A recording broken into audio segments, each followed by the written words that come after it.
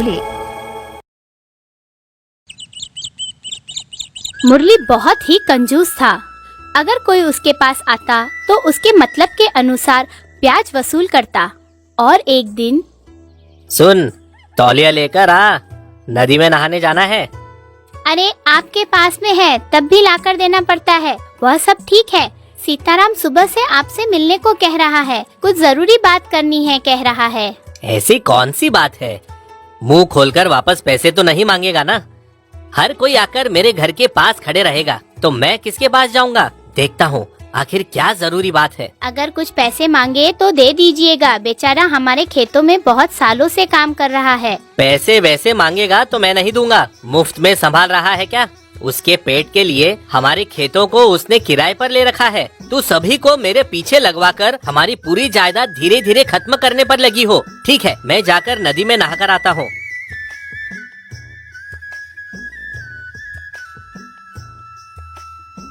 क्या हुआ सीताराम, इतनी सुबह सुबह आ गए? क्या हुआ बोलो। मालिक, मेरी पत्नी की सेहत अच्छी नहीं है मालिक। गांव के वैद्य को दिखाया तो शहर ले जाने के लिए कह रहे हैं। अगर शहर जाना हो तो बहुत पैसे खर्च होते हैं। आप 50 सिक्कों की मदद करोगे इसलिए आया मालिक। कुछ मदद कर दीजिए मालिक। क्या 50 सिक्के? इतनी बड़ी सहायता मुझसे नहीं होगी। वैसे कितने बार तुझे पैसे दूंगा बोल? पिछली बार दिया हुआ पैसा अब तक तूने वापस नहीं लौटाया। मेरे पास नहीं है, लेकिन किसी और के पास जाकर मांग चल। मालिक, आपके अलावा गांव में मेरी सहायता और कौन करेगा बताओ? आपको ही कुछ करना होगा, नहीं तो मेरी पत्नी मर सकती है। दया कीजिए मालिक, मुझ गरीब पर थोड़ी दया कीजिए मालिक आप। हाँ हाँ, ऐसे ही कहकर लेकर जाता है तू, और वापस लौटाने के समय ये खर्च हो गया, वहाँ खर्च हो गया मालिक, ऐसा कहते हो। मेरे पास सिर्फ एक ही मार्ग है, तुझे 50 सिक्के देने में मुझे कोई दिक्कत नहीं है, लेकिन उसके बदले तुझे हर महीने 5 सिक्के ब्याज के तौर पर देने होंगे। स्वीकार है तो बोल। ठीक है मालिक, मैं समय पर आपका ब्याज आपको दे दूंगा। पहले मुझे 50 सिक्के दे दीजिए मालिक, जल्दी शहर लेकर जाना है, पहले ही बहुत देर हो चुकी है। कृपया करके थोड़ा जल्दी कीजिए मालिक। अरे ओ काजल, सीताराम को 50 सिक्के देकर भेज दो। मालकिन से कह दिया है, तुम लेकर चले जाना, ठीक है? हाँ।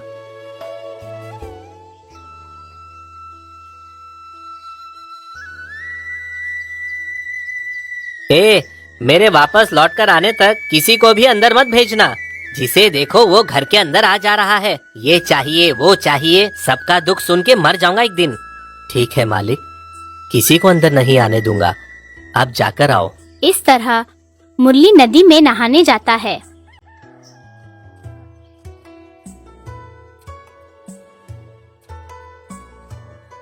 नदी में नहाते समय 3 बार डुबकी लगाने के बाद सूर्य नमस्कार करता है। देख रे, ये सुबह उठकर सब गलत काम ही करता है और ऊपर से बड़े भक्त के जैसा सुबह के समय नदी में आकर नहाता है और सूर्य भगवान को नमस्कार करता है। यार, अगर किसी नए व्यक्ति ने इसको देखा तो बहुत ही अच्छा मनुष्य है ऐसा समझेगा, लेकिन सूर्य भी इसे कैसे बर्दाश्त कर रहा है? सूर्य भगवान ने इसको मना कर देना चाहिए, इसके पापों की वजह से, इतना पापी है। मुरली, देख, तेरी वजह से लोग मुझे बुरा कह रहे हैं। मुरली आ रहा है, मैं नमस्कार करता हूँ, देखते हैं क्या करता है। ओ मालिक, मुरली जी नमस्ते। अरे ओ मुरली जी नमस्ते। कितने बार करेगा? कुछ पैसों की जरूरत है क्या? अगर पैसे चाहिए तो मेरे पास नहीं है। आप गांव के बड़े व्यक्ति हो इसलिए आपको नमस्कार किया, आपसे मुझे कोई पैसे नहीं चाहिए मालिक। देखा तूने? हाँ देखा, आवाज सुनने के बाद भी अनसुना करके पैसे मांगेंगे सोचकर आगे जा रहा है। पैसे वाले सभी ऐसे ही होते हैं, अगर कोई दिखाई भी दिया तो उसे अनदेखा करेंगे, पैसे मांगेंगे सोचकर चले जाते हैं। सब कुछ पैसों में रखा है क्या? हर कोई सामने आता है, नमस्ते करता है और कहानी बनाकर मेरे पास से पैसे मांगता है, यही काम रह गया है क्या?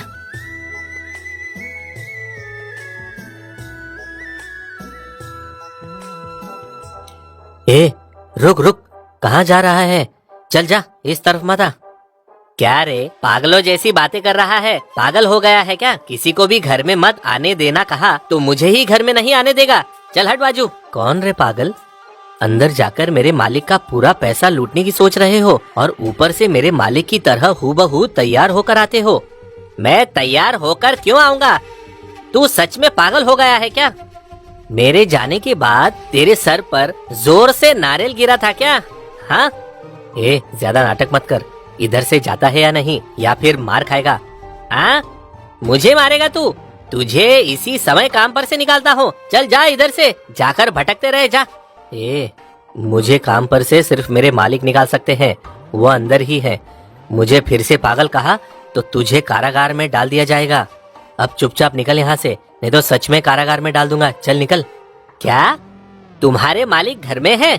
मैं उनके भेष में आया हूँ। कहाँ है तुम्हारे मालिक? बुलाओ उन्हें जरा। उसे और तुझे एक ही बार में देख लूंगा। गुस्से में कहोगे तो लाभ नहीं होगा। रुको। मालकिन, ओ मालकिन। क्या हुआ श्याम? क्यों इतना जोर जोर से चिल्ला रहे हो? क्या हुआ? देखो मालकिन, ये मालिक का भेष बनाकर अंदर घुसकर हमें धोखा देने का प्रयास कर रहा है और ऊपर से मुझे पागल कह रहा है। कौन है रे तू? बहरूपिया मेरे पति के जैसा भेष बनाकर आए हो? अरे ये क्या हुआ तुम सभी को? एक क्षण में ऐसा बदल गए। सुबह मेरे जाते वक्त तुम सभी ठीक थे। मैं कौन हूँ, मुझे पहचाना नहीं?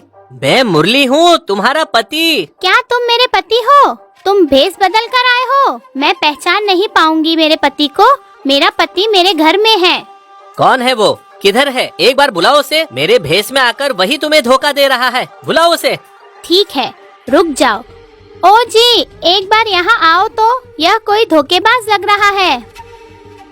कौन है रे तू? किधर से आकर मेरी पत्नी को तेरी पत्नी कह रहा है? हाँ, वैसे ही मैं इतना परेशान हूँ और तू भी आ गया पैसे चुराने। हाँ हाँ, तू मेरे भेष में आकर मेरे घर वालों को धोखा दे रहा है और दिखने में हूबहू मेरे जैसा है। अच्छा रूप धारण किया है तूने। प्यार से यहाँ से जाता है या नहीं? जो बात मुझे कहनी है वो तू कह रहा है। तेरा नाटक बंद कर। यहाँ से जाता है या नहीं? काजल, तुम तो मेरा विश्वास करो, मैं ही तुम्हारा असली पति हूँ। ये एक धोखेबाज है। पहले उसे यहाँ से जाने के लिए कहो, नहीं तो ये हमें भिखारी बना देगा। तू ही धोखेबाज है।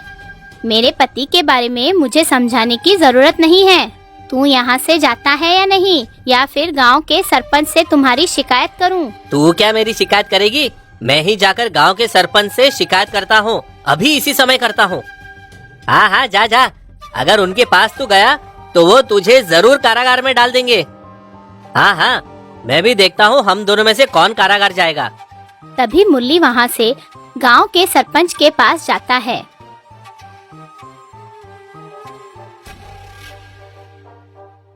सरपंच जी, कोई अनजान व्यक्ति हूबहू मेरे जैसा भेष लेकर मेरे घर में रह रहा है और ऊपर से कह रहा है कि वो मुरली है। वहाँ जो कुछ भी घटना घटी वह सब सरपंच को बताता है। चलो ठीक है मुरली जी, चलते हैं। तभी सरपंच मुरली के साथ जाकर घर के अंदर के मुरली को बाहर बुलाते हैं और कहते हैं, ये देखिए, यही मेरा भेष लेकर इन सभी को धोखे में डाल रहा है। मुझे लगता है इसका उद्देश्य मेरी जायदाद लेना है। इसकी इतनी हिम्मत जो मेरे जैसा भेष लेकर आया है और ऊपर से मेरी शिकायत आपसे कर रहा है। चाहे कुछ भी हो जाए, इसे शिक्षा तो देनी ही होगी। हाँ सरपंच जी, यही मेरे पति हैं। यह कोई बहुत बड़ा धोखेबाज लग रहा है। सरपंच जी, ये कोई बहुत बड़ा धोखेबाज है और हाँ, ऊपर से हम सभी लोगों को पागल कह रहा है। क्या है ये, मुझे विश्वास नहीं हो रहा। दोनों हूबहू एक जैसे हैं। ये तो बड़ी मुसीबत है। अभी तुम दोनों की परीक्षा लेता हूँ। इसमें जो कोई सही जवाब देगा वही असली मुरली है। क्या आप दोनों को स्वीकार है या फिर दोनों को ले जाकर बंद कर दूं? मुझे स्वीकार है। आप कोई भी प्रश्न पूछो, मैं उसका सही जवाब जरूर दूंगा। मुझे भी स्वीकार है, पूछो जल्दी। ठीक है, फिर तो मुझे ये बताओ, तुम्हारे घर में कौन सी चीज कहाँ है और उसमें कितने पैसे हैं? सही बताना। अगर जो कोई गलत जवाब देगा वो नकली मुरली होगा। मेरे कान में आकर कहो। तभी वह दोनों प्रश्न का उत्तर सरपंच के कान में कहते हैं। अरे, आप दोनों ने एक जैसा ही उत्तर दिया है। अगर आगे पीछे कहा होता तो कुछ समझ में आता। उसमें कितने पैसे हैं वो भी तुम दोनों ने एक ही जैसा कहा। आश्चर्य की बात है। ठीक है, और एक सवाल पूछता हूँ। पिछले 3 महीनों में कौन से गांव से कितना लाभ हुआ बताइए। सरपंच जी, 3 दिन पहले काशीपट्टनम से 2000 सिक्कों के कीमत का सामान लाया गया, मुझे याद है। और हाँ, वो सारा हिसाब एक किताब में है। अगर वो एक बार मेरे पास लाकर देंगे तो मैं सब हिसाब सही से बताऊंगा। सरपंच जी, ये धोखेबाज सही कह रहा है, लेकिन 1 हफ्ते पहले सीतापुर में 4000 सिक्कों का माल देकर आना हुआ और 10 दिन पहले हमारे पास वाले गांव के रामापुरम में भी 1000 सिक्कों का सामान लेकर आना हुआ। बस इतना ही नहीं। तभी जमींदार के रूप में जो मुरली है पिछले 3 महीनों के व्यापार और लाभ के बारे में पूरी तरह सरपंच को बताता है। वह सब सुनकर सरपंच, ए मुरली, इसने तो एक के बाद एक सही जवाब दिए, लेकिन तुझे किताब क्यों चाहिए? तूने जो व्यापार किया है वह सब तुझे याद नहीं है, तो तुझ पर कैसे विश्वास करे? आपने जो कहा सही है, ये एक के बाद एक जो कह रहा है ये सब सही है, याद आ गया, लेकिन असली मुरली मैं ही हूँ। आपको कैसे विश्वास दिलाऊं? कुछ समझ नहीं आ रहा। हाँ, आज के बाद तुझे किसी को विश्वास दिलाने की जरूरत नहीं। तू धोखेबाज है, ये सभी को पता चल गया है। ये मेरी जायदाद छीनने आया है, इसे बड़ी सजा मिलनी चाहिए। इस धोखेबाज को बंदी बनाकर ले चलो। तभी मुरली को बंदी बनाकर ले जाते हैं। रास्ते में जाते समय मुरली सरपंच जी से, सरपंच जी, आपको और मुझे उसने बहुत ही चालाकी से धोखा दिया है। मुझे अब चाहे कुछ भी हो जाए सजा मिलेगी, मुझे पता है। एक आखिरी बार संध्या वंदन करके आता हूँ। तभी मुरली संध्या वंदन करने के लिए नदी के पास जाता है। तभी मुरली यानी कि धोखेबाज संध्या वंदन करके बाहर आता है। क्या रे, मुझे और मेरे परिवार को धोखा देकर अब सूर्य भगवान को धोखा देने आया है, बेशरम कहीं का। और नहीं तो क्या, तू जो रोज करता है वो भी तो धोखा है। तू सिर्फ सूर्य को नहीं, गरीब और गांव के लाचारों को भी धोखा देता है। उनसे ज्यादा ब्याज लेकर पैसे ठूस रहा है और व्यापार भी बेईमानी से कर रहा है। ये सब धोखा नहीं है तो क्या? और लोगों का मान सम्मान भी नहीं करता। तू जो कर रहा है क्या तुझे अच्छा लगता है? इन सबसे तो ज्यादा तू मेरे रूप में आकर मेरे स्थान को अपना स्थान कह रहा है। क्या ये बड़ा धोखा नहीं है? इतने सारे लोगों को धोखा देकर तू सुबह शाम आकर मुझे नमस्कार कर रहा है। क्या ये बहुत बड़ा पाप नहीं है? ए धोखेबाज, मैंने कब तुझे नमस्कार किया? मैं संध्या वंदन करने इधर आया हूँ। मैं कौन हूँ तुझे पता है? क्यों नहीं पता है? तू किसी को भी धोखा देने वाला बहुत बड़ा धोखेबाज है। गलत कहा।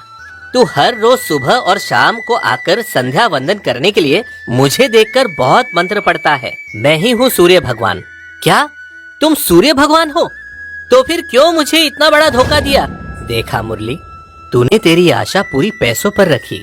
वो पैसा तेरा नहीं है। तुझे दिखाने के लिए तेरे अपने ही तुझे कारागार में डालने के लिए पीछे नहीं हटे। ये सब तुझे शिक्षा देने के लिए नहीं किया है, बल्कि तुझे समझ दिलाने के लिए किया। आज से उन सभी लोगों को दुख दिए बगैर उनकी सहायता करने की कोशिश कर। पुण्य कार्य करते हुए भक्ति के मार्ग पर चलोगे तो भगवान भी खुश होते हैं। मनुष्य की सेवा करना पुण्य का काम है। स्वामी, मैं आज के बाद किसी को दुख नहीं दूंगा। मुझे कृपया करके आप माफ कर दीजिए। ठीक है, आज के बाद से अच्छे काम करना। मेरा आशीर्वाद हमेशा तेरे साथ रहेगा।